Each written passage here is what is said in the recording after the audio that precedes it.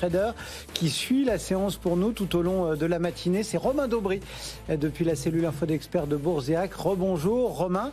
Bon, tout à l'heure quand on s'est parlé, c'était il y a 1 heure pour le match des traders avec Jean-Louis Cussac, et le marché, il faisait du surplace, il cherchait finalement sa route. Pour le moment, il semble l'avoir trouvé et c'est à la baisse. Ça vous semble définitif, Romain ? Définitif, je sais pas. En tout cas, pas très méchant probablement. C'est le sens de ce qu'on vous donnait. On se positionnait plutôt à la vente contre 705, 710 pour aller chercher une petite consolidation. Alors consolidation, ça ne veut pas dire nécessairement baisse marquée, mais on a rompu effectivement des canaux haussiers. On est passé dans des figures d'épuisement sur des indices et on bute contre des niveaux de résistance majeurs. Donc qu'on digère un peu la hausse tonitruante qu'on a connue depuis fin septembre, mi-octobre. C'est un peu normal. On a été assez patient, mais cette fois-ci, on se positionne un peu plus baissier effectivement contre cette zone. Donc qu'on avait fixé comme zone d'alerte 6685, 6710. Et effectivement, qu'on le travaille sur le futur ou avec du levier, on vise un petit retracement. Alors pas très marqué. Le premier niveau à surveiller, c'est 6608 si on s'installe vraiment sous 6685. Et puis en dessous, c'est 6549, 6570 qui sont des niveaux assez charnières sur le futur CAC 40. Globalement, en fait, on profite un peu, le marché profite un peu du manque de drivers cette semaine. Il y a moins de publications macroéconomiques majeures, en dehors des prix à la production vendredi, et on attend le rendez-vous de la Fed des 13 et 14 décembre prochains. Donc, le marché en profite pour faire une petite pause. C'est plus de l'épuisement que du retournement, comme on l'évoquait.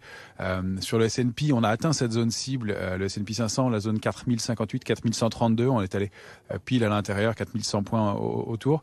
Et c'est une ligne de tendance baissière qui était active depuis janvier dernier. Donc la déborder comme ça après le rebond qu'on a connu, ça paraît peu probable. Donc que l'indice, pour l'instant, prenne un peu d'élan, pourquoi pas. Et donc aller chercher une zone 3907, 3956. Pour prendre un peu d'élan, c'était assez plausible. Sous ce niveau, on irait chercher 3810. Là, ce serait plus gênant de rompre 3810 sur le S&P. Sur le CAC, donc je vous le disais, c'est un peu la même chose. 6650 aux alentours paraît un niveau 6550 paraît un niveau de retracement légitime et raisonnable, sur lequel on regardera comment se comporte le marché. Sinon, on a toujours quelques secteurs un peu plus forts liés aux énergies et matières premières. L'assurance est toujours forte, et puis on se laisse porter nous sur la Chine, pour lequel on a pris une petite allocation, encore une fois, pour toute la complexité que représente l'investissement en Chine, mais on l'a fait sous forme de panier de valeurs, et on accompagne ce mouvement pour l'instant. Sinon, pour ce qui est des valeurs, on a allégé une partie de notre bénéfice, on a pris une partie de notre bénéfice sur Katana à 6,24, et on continue à accompagner un peu l'extension et les bons résultats. Si on cherche d'autres actifs, tant qu'on est au-dessus de 22,20 sur l'argent, on accompagne pour cibler une zone entre 24,40 et 25,30, aux alentours de 24,90. Donc voilà, il y a des arbitrages à faire dans ce sens-là. Rien de méchant, probablement une consolidation pour l'instant, mais effectivement un bien un peu plus baissier, même s'il n'y a pas de pression baissière forte. Juste, on voit que les volumes sont plus faibles dans les mouvements de baisse, donc c'est pour l'instant une consolidation en bon ordre. Merci beaucoup Romain pour cette lecture graphique et technique de la séance en cours à Paris. Le CAC 40 qui donc a opté pour le moment pour une tendance baissière.